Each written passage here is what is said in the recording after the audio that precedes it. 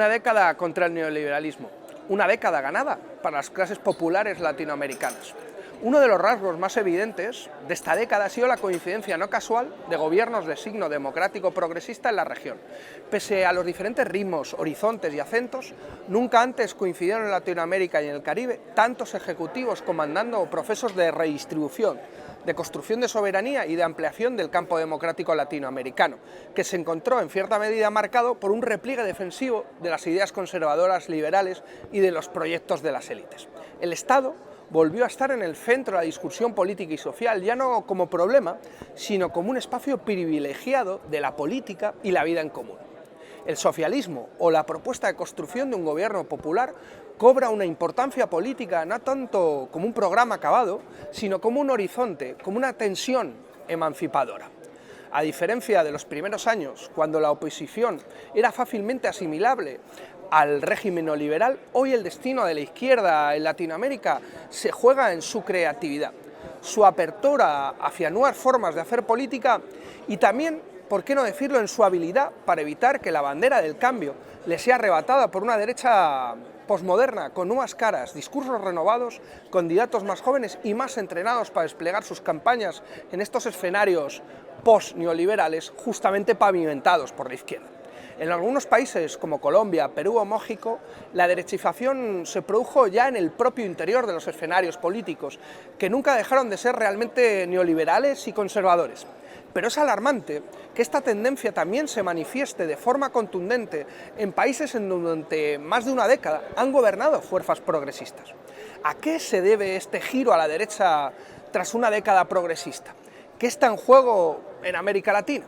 ¿Se corre el riesgo de que desaparezcan las conquistas sociales alcanzadas durante esta década ganada en América Latina? ¿Cuáles son las batallas que comienzan una vez alcanzado la victoria en las urnas? ¿Cuáles son los riesgos de la institucionalización para las fuerzas progresistas? De todas estas cosas y de mucho más hablaremos en este nuevo programa de La Tuerca en Europa. Bueno, empezamos un programa más de La Tuerca en Europa, esta vez justamente para hablar de América Latina. De hecho, sobre los desafíos que ahora mismo planean sobre América Latina, y para eso tenemos una mesa excepcional, una mesa donde hay buenos amigos, pero sobre todo yo creo que muy buenas perspectivas de diferentes países latinoamericanos y de diferentes personas que trabajan en América Latina para comprender justamente esos desafíos de los que hablaremos hoy. También tendremos una muy buena e interesante entrevista a lo largo del programa. En la mesa, si queréis la presento, tenemos justamente a nuestra izquierda a Manuel Canelas, diputado del MAS boliviano. Muchas gracias por venir aquí. Miguel, un gusto. A la derecha tenemos a Marina Albiol, solo circunstancial, eurodiputada de Izquierda Unida, responsable internacional de Izquierda Unida, además que trabaja temas de América Latina justamente en el Parlamento Europeo. Muchas gracias. Encantada. A Jimena Reyes, justo al lado de Manuel, directora de la Oficina de las Américas de la Federación de Derechos Humanos. Muchas gracias por estar aquí. Muchas gracias. Y por último, y no por ello menos importante, a Diego Borja, exministro de Economía en el gobierno de Ecuador. Bueno, al principio solemos funcionar con la regla de un minuto. Yo os hago una pregunta, la misma para todos, intentáis más o menos responder en un minuto lo más breve posible. Claro, un programa que se llama Los desafíos de América Latina, el primero es ¿qué desafíos tiene América Latina como titular, podríamos decir, Manuel? Pues yo creo, digamos, que después de haber cumplido unas tareas de reconstrucción titánica de nuestros estados, sobre todo los gobiernos progresistas, después de que las cosas te salen bien con una manera de hacer las cosas, no tienes que hacer siempre lo mismo. El reto es pensar cuáles son las nuevas demandas, las nuevas aspiraciones, las nuevas ideas que tienen las sociedades latinoamericanas hoy en 2017 y ser capaces como proyectos políticos transformadores de estar a la altura de esas nuevas demandas. Como decía el informe de un amigo que trabaja en el PNUD, más de lo mismo no siempre da los mismos resultados y a veces es un esfuerzo mayor el darle la vuelta a la manera de hacer las cosas. Marina. Bueno, yo creo que no podemos, evidentemente, hacer un análisis homogéneo de toda América Latina, ¿no? Las realidades sociales, políticas, económicas son muy diferentes en cada país, pero bueno, yo creo que sí que podemos hacer un análisis con un marco global, incluso más allá de América Latina. En estos momentos yo creo que América Latina, igual que Europa, igual que Estados Unidos, se enfrenta a un momento de una crisis del sistema capitalista, que necesitan los poderosos, digamos, las élites, necesitan aumentar la explotación de los recursos naturales y de las clases trabajadoras para seguir manteniendo su tasa de beneficios, ¿no? Y por eso estamos también en ese momento de fuerte arremetida del capitalismo en América Latina, de la derecha en América Latina, y que además también en el caso de América Latina se traduce en una arremetida del imperialismo o del neocolonialismo, como lo queramos llamar, ¿no? Por parte de Estados Unidos y por parte de la Unión Europea. Y en ese sentido, bueno, pues también un recrudecimiento de esas políticas de la derecha en el interno de cada país, ¿no? Yo creo que ese sería como un marco y evidentemente a eso hay que enfrentarse los diferentes gobiernos de transformación o las diferentes izquierdas en la oposición en cada país. Jimena.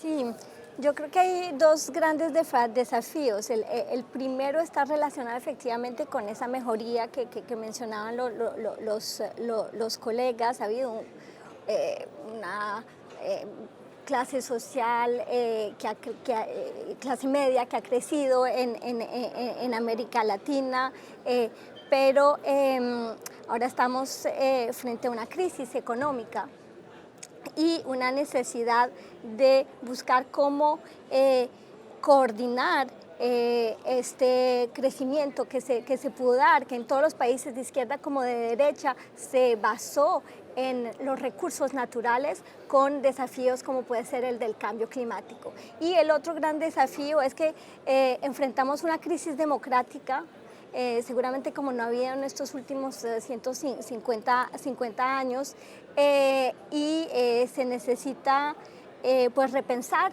cómo se pueden mejorar las instituciones, en particular frente a las dificultades que se dan por un fenómeno generalizado de corrupción. Diego. Bueno, el desafío de América Latina no puede dejar de verse a la luz de lo que sucede en el mundo. En el mundo tenemos a un presidente de los Estados Unidos con ánimos guerreristas que piensa que se puede ganar una guerra nuclear. Y en América Latina tenemos también un proceso democrático muy profundo que ha hecho transformaciones en los últimos 15 años, 17 años en algunos casos muy importantes. Creo que sigue siendo el desafío cara al imperialismo, cara al neocolonialismo, cara a nuestros desafíos desde la izquierda, un desafío democrático, profundamente democrático.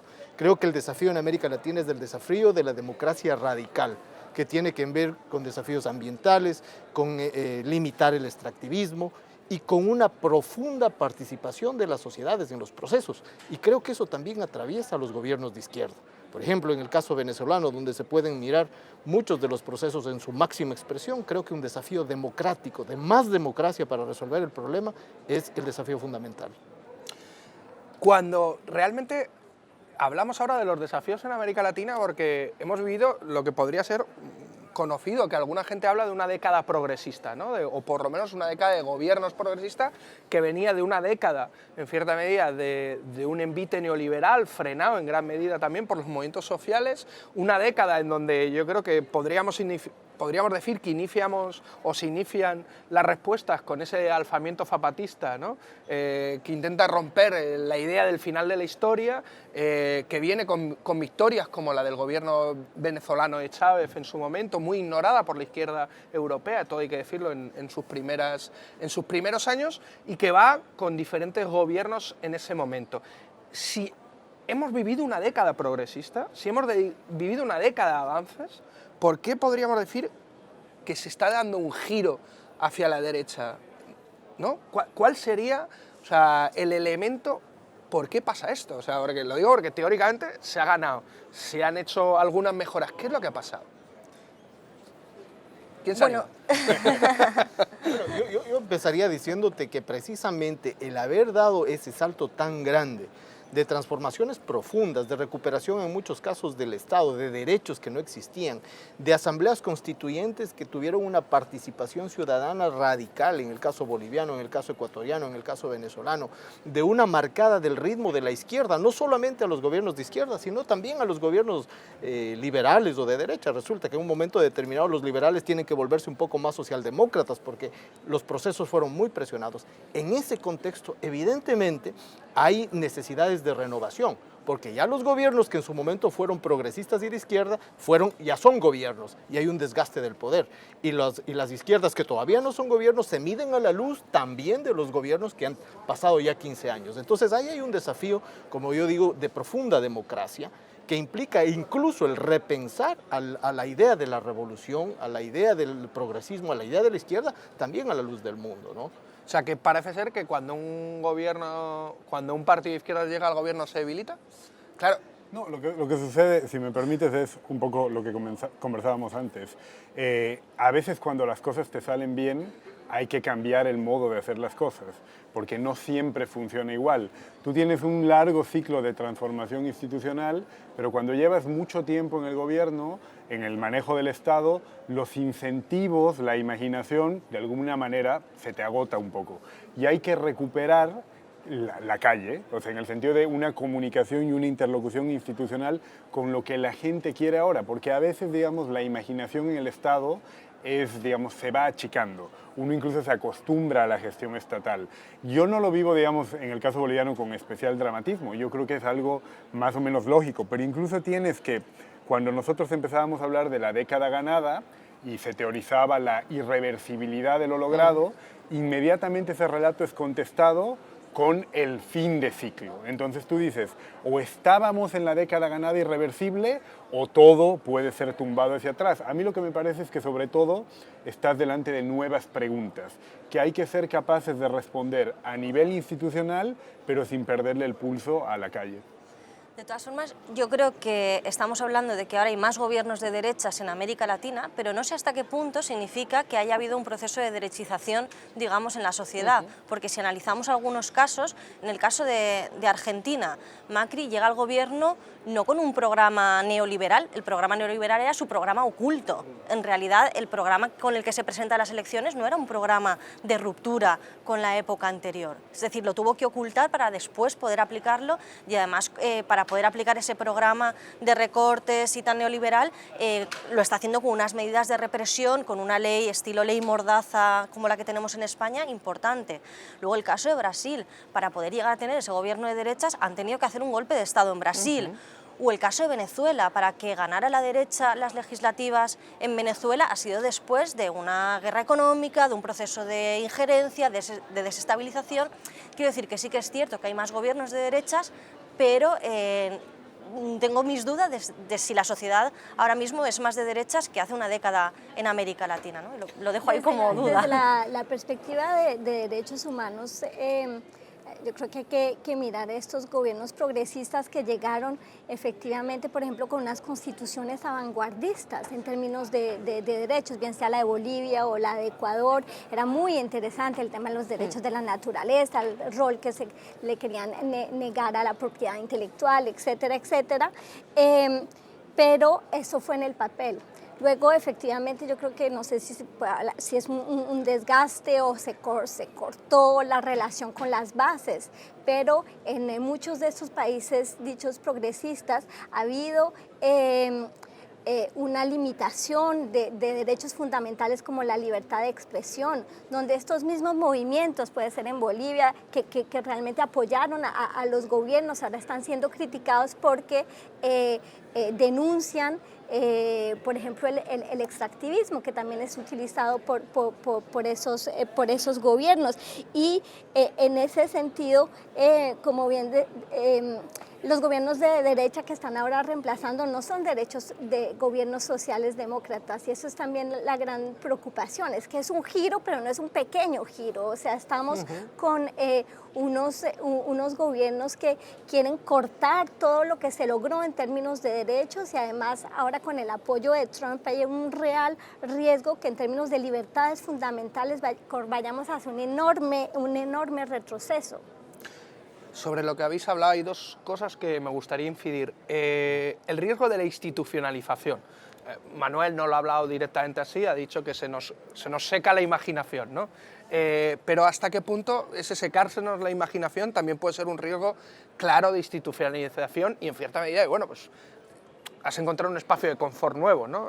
Igual que a veces tenías un espacio de confort simplemente desde lo que eran los movimientos sociales, pues dentro del aparato del Estado también puedes encontrar ese espacio de confort. ¿Hasta qué punto no ha habido una cierta institucionalización de los gobiernos latinoamericanos, sobre todo, no tanto el venezolano, pero sí el boliviano o el ecuatoriano, que habían tenido luchas sociales con movimientos sociales muy fuertes detrás, ¿no? Yo os dejo aquí la... A ver, yo creo que hay un desafío permanente de las izquierdas, sobre todo de las que están en el poder, es el desafío de no perder el contacto con el ciudadano, con el pueblo, con la base, como le queramos llamar, con la democracia. Porque sí hay un riesgo de, no sé si de institucionalización, hay un riesgo de no saber relacionar la democracia con el capital, porque en la gestión de todos los días, tienes que resolver el problema del pago de los sueldos, tienes que resolver el problema de los subsidios, tienes que resolver el problema de la economía, y eso implica la relación de estos gobiernos con un esquema capitalista que no ha cambiado.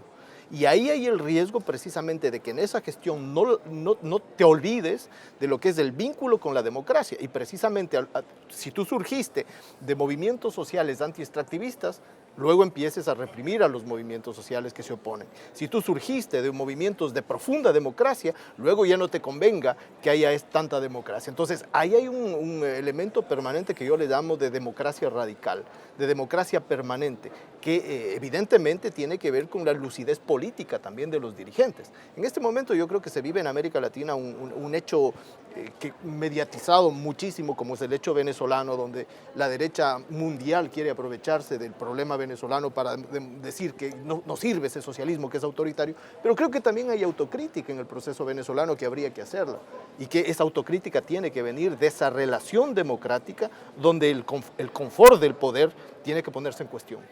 Claro, si me permites, lo que decía Guillermo O'Donnell es que las instituciones son nudos de sutura de las contradicciones sociales.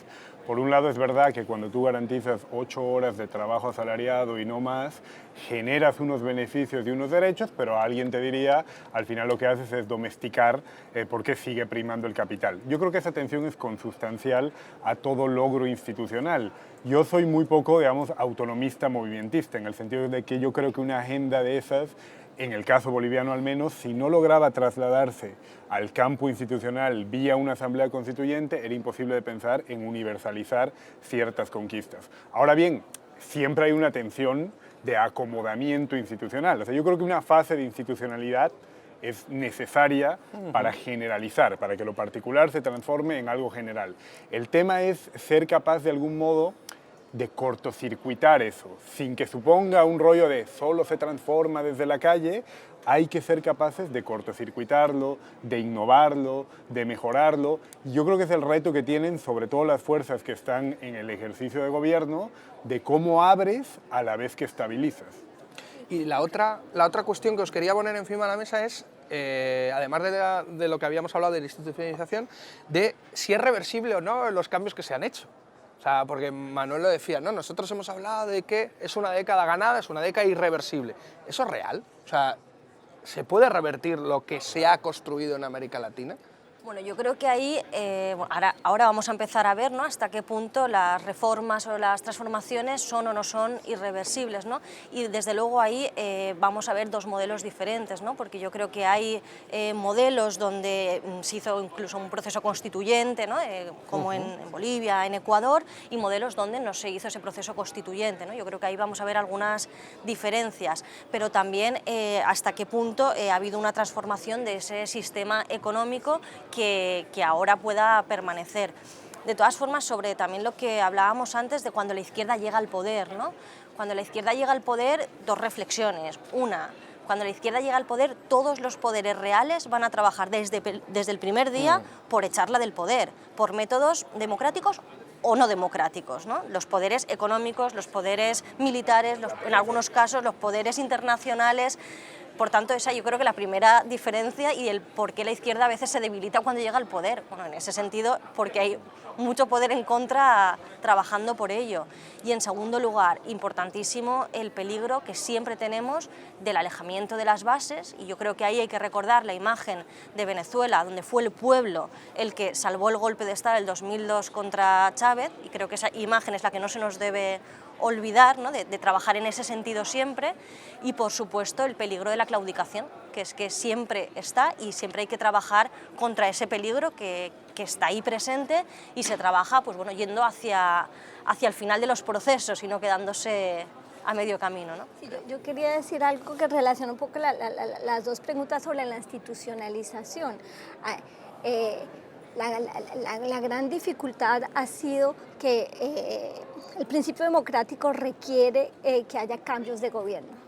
Y todos estos gobiernos han permanecido mucho tiempo, en mi perspectiva personal, pero en todo caso largos periodos de tiempo. Y si bien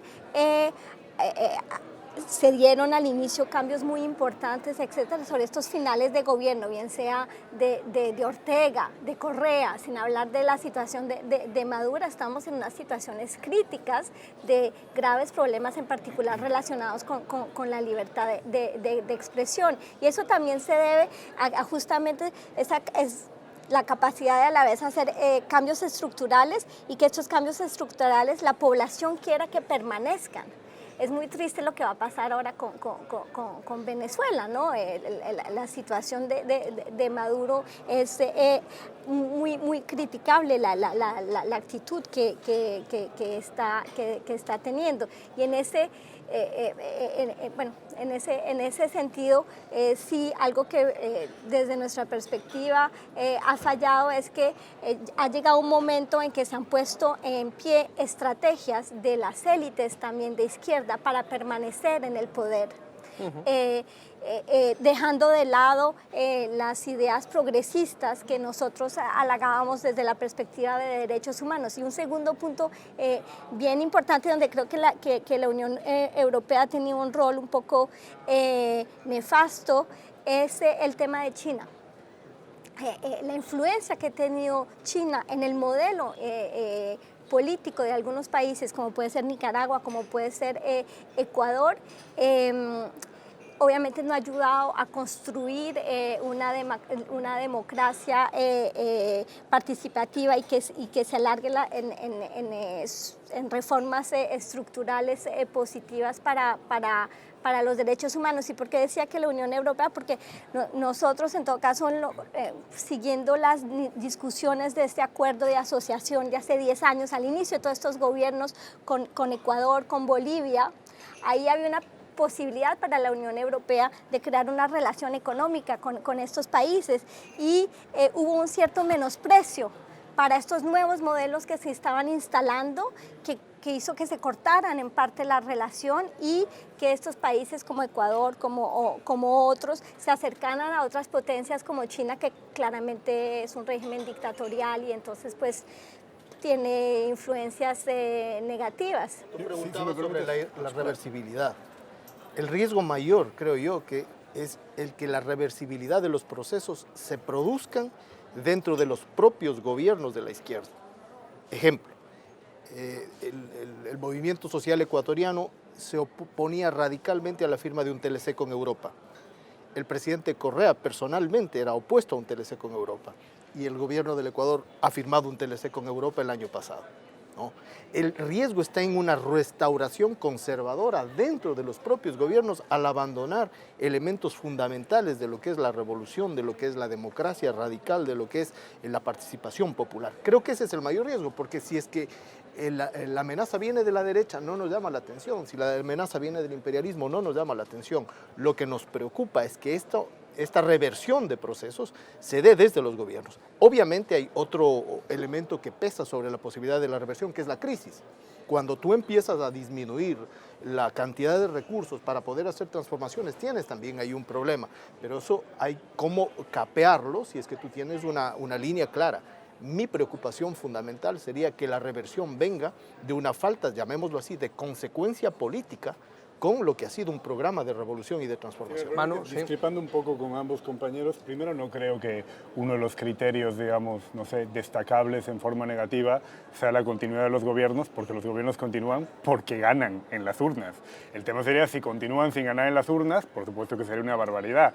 El gobierno de Correa, el gobierno de Morales, el gobierno de Ortega arrasan en las urnas de manera no comparable a las gestiones anteriores. Yo creo que hay que criticarlos por otras cosas. Si manteniesen el poder sin pasar en las urnas, ahí podemos estar de acuerdo, pero el factor de continuidad pasando por la voluntad popular no me parece destacable en forma negativa. Tampoco creo, digamos, que el objetivo sea criticar la gestión de ciertas contradicciones que desde el poder son cotidianas. Tú tienes cierto programa que, en la medida que la correlación de fuerzas es más o menos favorable, por supuesto intentas ejecutar. Yo creo que una fuerza alternativa a Correa por la izquierda se come el 3% cuando lleva Yasuní y cuando lleva no firmar un tratado con la Unión Europea.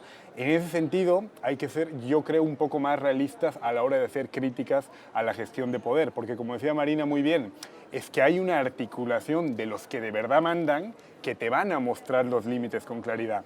Sobre la irreversibilidad, decía María Pía López, una intelectual kirchnerista muy importante, y ahí también me parece bien importante el apunte de Marina, para diagnosticar lo que se puede revertir o no, es muy importante hasta dónde llegó la transformación, y en el caso de haber cambiado cartas magnas, tienes unos diques más complicados de tumbar.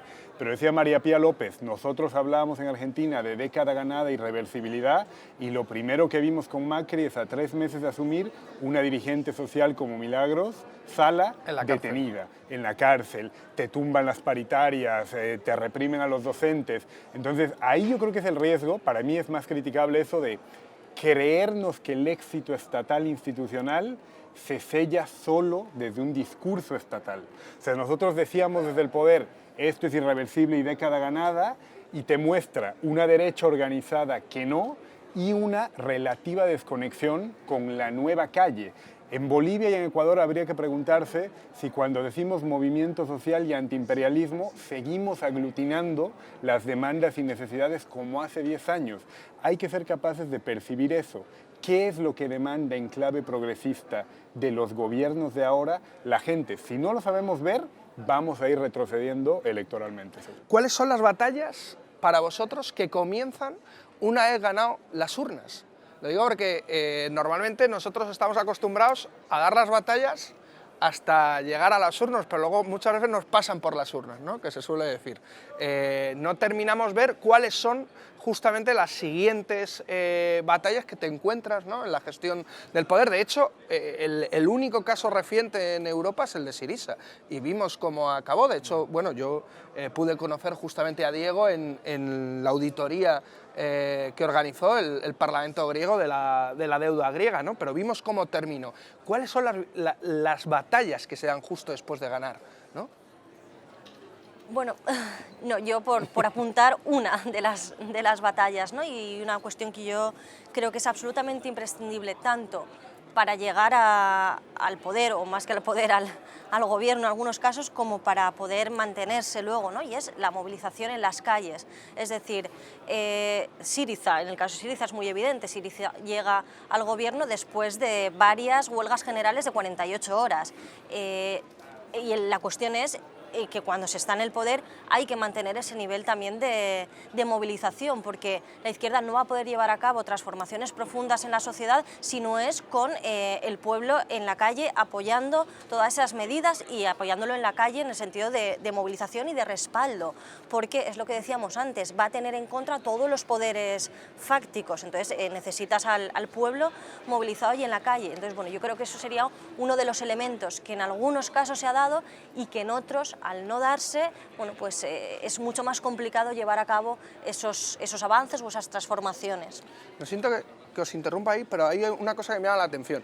Yo soy de la misma opinión que Marina en este caso, ¿no? En el acompañamiento popular a los procesos de cambio desde las instituciones, pero en cierta medida en Grecia sí hubo un acompañamiento popular.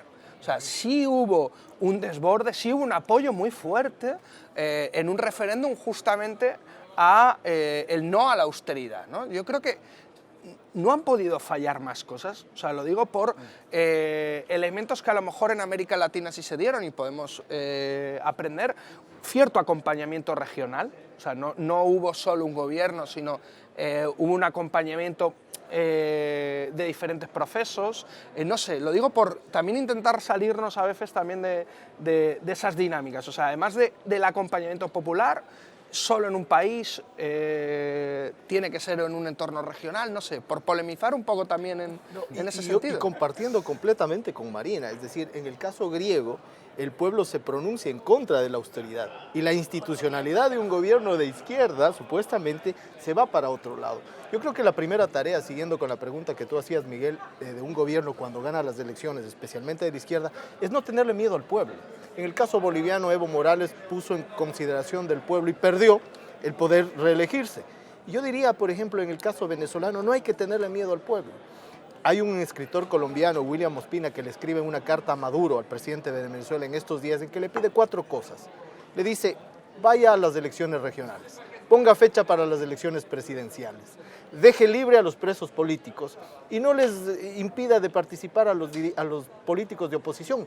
William Ospina es un chavista, es una persona que reivindica el proceso chavista y bolivariano y le dice en la carta al presidente Maduro, le dice, el presidente Chávez nunca fue más poderoso que ese mes de abril del año 2002, cuando fue el pueblo el que lo volvió a poner en el poder. O sea, las izquierdas en el gobierno no deben tenerle miedo al pueblo, porque si el pueblo en un momento determinado se pronuncia en contra, pues bueno, vamos a la oposición y desde ahí defenderemos las banderas y los logros alcanzados, porque cuando hay acompañamiento popular, no hay posibilidad de desgaste de la democracia, hay posibilidad de consolidación de las instituciones populares alcanzadas.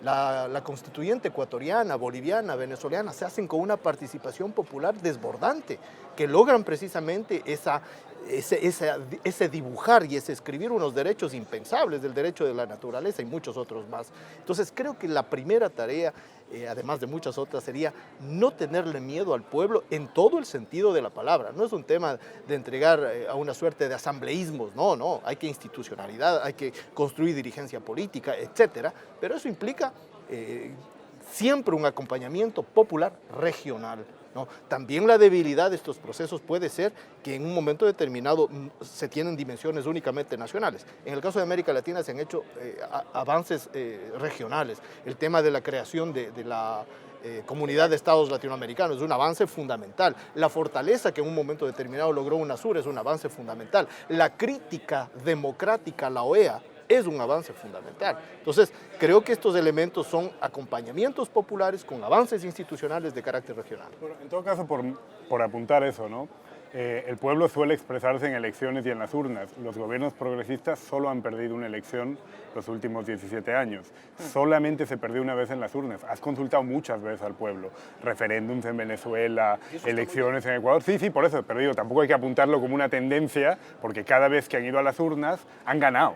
Solo una consulta a las urnas que perdió el candidato Scioli. Todas las demás veces que han ido a las urnas, Morales, Maduro, Correa, Ortega, siempre han ganado. De hecho, yo creo que en el caso ecuatoriano, mostrando incluso un vigor todavía por la transformación, ganas un referéndum contra los paraísos fiscales, mostrando que tienes agenda progresista. Sería interesante ver a Vargas Lleras, al candidato vicepresidente de Santos, si él llevaría, si ganan las urnas, un referéndum contra los paraísos fiscales o al presidente Macri. Entonces, solo por matizar, parecería que las urnas, o sea, que la izquierda lleva mucho tiempo temerosa de las urnas, ha ganado todas las elecciones a las que se ha presentado los últimos 17 años.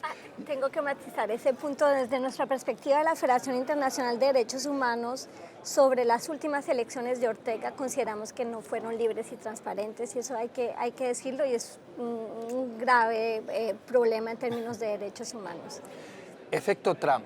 Lo digo porque sería, o sea, me parece una cuestión que no es menor, y más si hablamos justamente de una ofensiva neoliberal, y además justamente como Estados Unidos siempre ha visto a América Latina como su patio trasero, ¿no?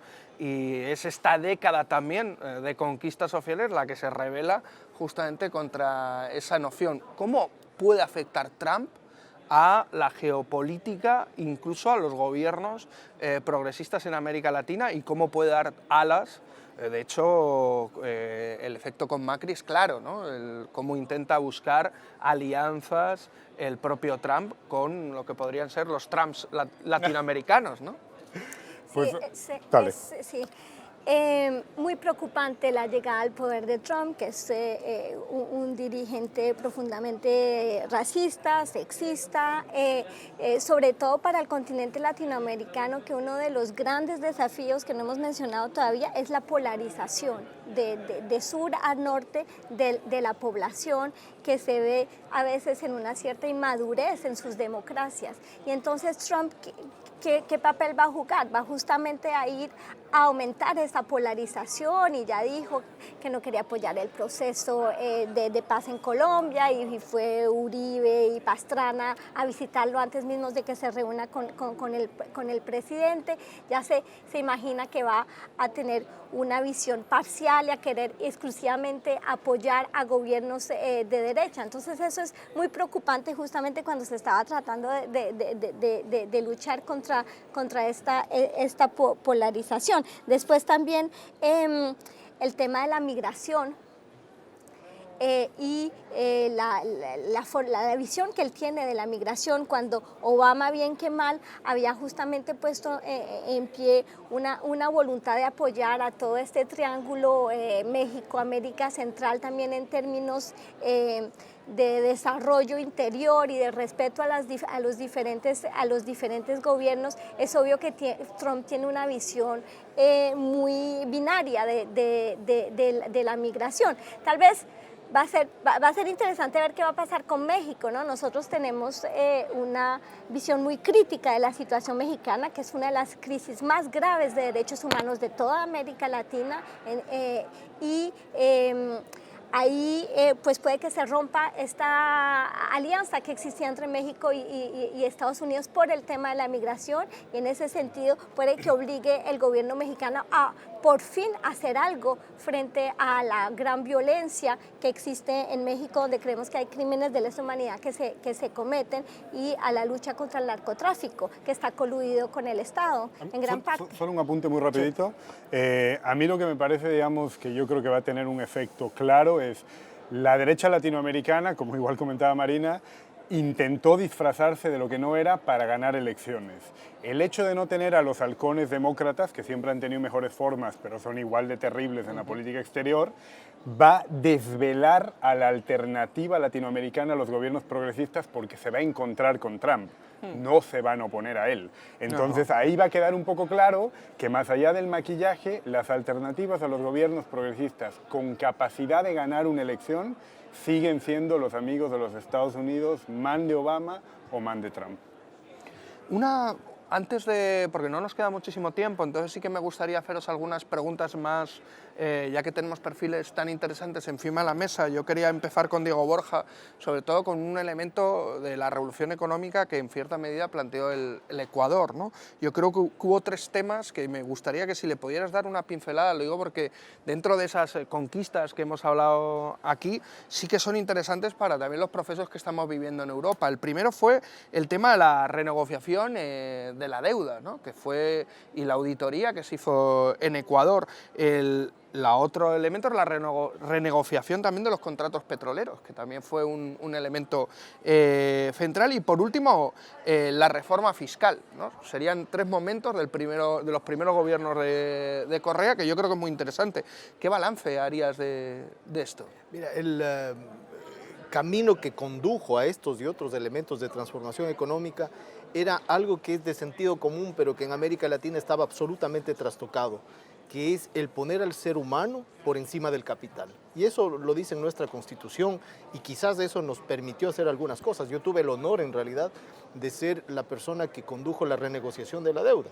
Y era una renegociación de una deuda absolutamente ilegítima, en muchos de los tramos ilegal, de una deuda odiosa también en muchos de los tramos, muy parecido a lo que sucedió luego en Grecia. Eso fue posible porque había una voluntad popular de muchos años de oponerse a la condicionalidad, al ajuste neoliberal, a la austeridad neoliberal conducida por el Fondo Monetario Internacional, que además los gobiernos anteriores la habían asumido como su agenda propia, ¿no? Esa presión popular permitió la auditoría de la deuda y luego una renegociación renegociación, cuando todo el establishment, no solo nacional, sino regional y mundial, nos decían que después de una renegociación el Ecuador prácticamente sería un paria en el sistema financiero internacional. Eso fue algo muy importante. El tema de la renegociación de los contratos petroleros es algo criticable. No necesariamente fue positivo. En su momento yo tuve una voz crítica sobre eso. ¿Por qué? Porque eso les daba a las petroleras un precio base que en un momento determinado, como cuando cae el precio del petróleo, tú tienes que seguir pagando un precio que no lo estás vendiendo al petróleo a nivel internacional. Igualmente, y perdona que lo ponga en primera persona, yo tuve el honor de pasar en el año 2006 la ley de participación del Estado en el excedente petrolero. Era una ley que permitía una apropiación del excedente mucho más democrática para el país. ¿Por qué? Porque las transnacionales del petróleo tenían que arriesgar y sobre un precio que ahí sí era un precio de sustentación del contrato, todo el resto del excedente se podía llevar el Estado. Esa modificación en el cambio de los contratos fue, a mi juicio, equivocada. Y en el tema tributario hemos dado un avance enorme. ¿Por qué? Porque la visión del presidente Correa y de la Revolución Ciudadana desde el principio fue una visión de redistribución profunda. Y eso implicaba tocar las fortunas, ¿no? Tocar las fortunas. Por eso hay una defensa que han hecho las grandes fortunas de ir hacia los paraísos fiscales, que hoy día con el referéndum que ha ganado mayoritariamente en contra de que los funcionarios públicos puedan ser personas que tengan fortunas en paraísos fiscales es algo importante, pero faltan muchos otros elementos más en esa batalla. Esa batalla democrática de la transformación económica es una batalla todavía por darse. ¿Por qué? Porque se han dado muchos pasos como los que hemos mencionado, pero el sustento fundamental, el cambio en los patrones de acumulación, en las matrices productivas todavía están en veremos. El Ecuador, igual que muchos países de América Latina, sigue basando mucho de su potencia en el extractivismo. Y el extractivismo es una agenda neocolonial, no es una agenda de transformación. Manu, si desde luego ha habido una relación entre partido y movimiento en América Latina, yo creo que Bolivia es un buen ejemplo de eso. Lo digo porque es un debate que también en Europa nos afecta mucho, ¿no? Entonces ¿qué aporta esa experiencia latinoamericana de la relación partido-movimiento, cada institución, por qué no decirlo también, a los debates que tenemos ahora mismo en Europa? Además que tú has vivido a caballo de los dos mundos. Yo lo que creo es que lo que aporta, digamos, es que, aunque suene a verdad de perogrullo, son complementarias. Para irnos un poco a la discusión española, la discusión de las fuerzas de izquierda, de Podemos y de Izquierda Unida, yo creo que es un dilema que no se tiene que plantear en términos excluyentes si la calle o la institución, y nosotros creo que somos un ejemplo a escala diferente y con matices respecto a la realidad española, exitoso de eso. En la medida que tú fuiste capaz de construir un instrumento de articulación que ordene a los movimientos, pero los haga pensar que el poder estatal es importante para esa agenda, has demostrado mucho vigor. Ahora bien, yo creo que como cualquier fórmula, muestra señales de agotamiento y hay que darle una vuelta, porque el mismo éxito de tu gestión institucional ha modificado la composición social de tus bases y de tus movimientos. Nosotros nos ufanamos mucho de una cosa que es obviamente un éxito, el ascenso social y las clases medias emergentes. Eso supone una alteración del modelo aspiracional de un chico de 20 años cuyos padres eran dirigentes de una organización sindical cuando luchaban contra el neoliberalismo. Ahora, la identidad mayoritaria para una fuerza progresista a la que hablarle sigue siendo el sindicato campesino o no. Habrá que empezar a hablar más de trabajadores cuando ya tienes 1 millón nuevo de gente trabajadora en sector servicios, en condiciones precarias. Para mí es un modelo exitoso, pero que hay que darle una vuelta. En América Latina decimos que en los últimos 10 años o 15 ha habido más Estado que nunca, pero también ha habido más mercado que nunca, y eso performativamente incide en la clase social, en el nuevo movimiento social y en la relación con la institución. Jimena, lo digo porque ya nos vamos quedando sin tiempo, pero yo también te quería preguntar sobre Colombia y sobre el proceso de paz, ¿no? Además, Marina y yo, que pudimos estar justamente en la firma de la paz e incluso en la campaña y reuniéndonos con organizaciones, es verdad que el resultado fue muy sombrío, o quedó por lo menos muchas sombras de cómo se puede aplicar ese proceso de paz después de ese resultado del referéndum. Sobre todo porque la paz en Colombia es un elemento central también para América Latina, no solo para Colombia. Entonces, ¿cómo está ahora mismo ese reto? A ver, Está avanzando y es muy positivo. Desde nuestra perspectiva nosotros apoyamos ese acuerdo de paz porque obviamente sacar a Colombia de la guerra en términos de derechos humanos es algo absolutamente central, pero también por las particularidades de este acuerdo de paz, porque el acuerdo de paz incluye elementos que son centrales a la construcción de una democracia más respetuosa de los derechos, y estos son también la reforma agraria, la lucha contra el narcotráfico y la lucha contra el paramilitarismo en esta globalidad de violencias que vienen de las FARC, de los militares y también de los paramilitares. Obviamente el plebiscito fue una situación bien preocupante que yo pienso ha sido superada porque se está implementando, se están votando las leyes, pero yo quisiera hacer el paralelo con Europa porque lo que pasó en el plebiscito es algo muy similar a lo que pasó con el Brexit. Realmente es este fenómeno de posverdad o de mentira, donde los que hicieron campaña, y en particular el partido del expresidente Uribe, en contra del proceso de paz, utilizaron mentiras para lograr esa votación. Bien es cierto también que hay una parte de la población que por la polarización que mencionaba ahora y el hecho de que la guerra se dio más en la ruralidad, hay una parte de la población que no ha sufrido tanto de la guerra, que efectivamente no veía el interés de votar a favor del acuerdo de paz. Y es también esa reconstrucción entre esas dos sociedades que se espera permita la implementación de los diferentes ejes del proceso de paz. Como nos tenemos que ir prácticamente ya, yo os pediría otra vez volver a la regla del minuto con una conclusión. Os pediría por lo menos una conclusión sobre los retos que vemos para América Latina justamente después del debate, ¿no? Hemos tenido una de, al principio, ¿cómo lo terminaríamos? No sé, Diego, por ejemplo. Dale, bueno, el reto, diría yo, es parte del desafío que habíamos hablado desde el inicio.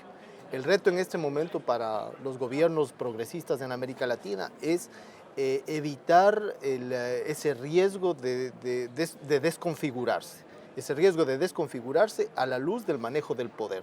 El poder, precisamente por su relación con el capital, con las necesidades del día a día, por la institucionalidad, que es una necesidad y un riesgo, es un desafío a superar, ¿no? Y yo vuelvo y digo, es decir, la democracia entendida como la democracia radical, no solamente la representación o la alternabilidad, que también es importante, no solo eso, pero la democracia de la participación profunda es el único antídoto que permitiría que esa desconfiguración no se dé, ¿no? Hay muchos riesgos de desconfiguración, más allá de la conspiración permanente que hará la derecha, el imperialismo y el capital. Más allá de eso, hay un riesgo intrínseco al manejo del poder y ese antídoto es únicamente la democracia. Jimena. Yo creo que hay que construir un nuevo modelo.